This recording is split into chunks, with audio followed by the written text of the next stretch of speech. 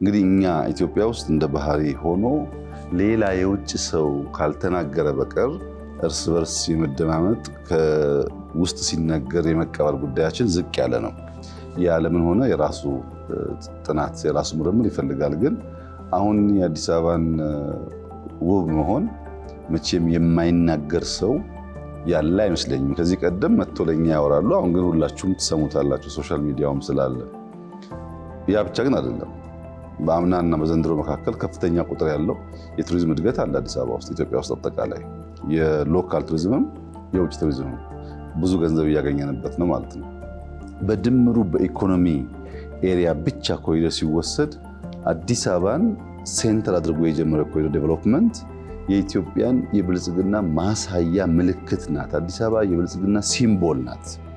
ማንም ሰው መጥቶ ከውጭ ሀገር አዲስ አበባን ብቻ ረግጦ ሌላ ነገራችንን ሳያይ የመመለስ ዕድሉ በጣም ከፍተኛ ነው።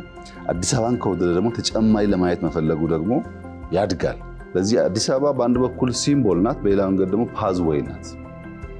እሷን ያየና ያደነቀ እሷን ያየና የወደደ አርባ ምንጭ፣ ሐዋሳ፣ ባህር ዳር ልይልና ለተጨማሪ የብልጽግና ጉዞ መንገድ ታገለግላለች እና የመጀመሪያ ኤንትሪ ፖይንት ናት። አንተ ቤት ስመጣ ገና ግቢው ያልተመቸ ከሆነ የቆሸሸ ከሆነ ሳሎን ብዙ ውስጥ አይፈልግም። ሳሎን ገብቼ ሳሎን ያልተመቸ ከሆነ እንደዛው።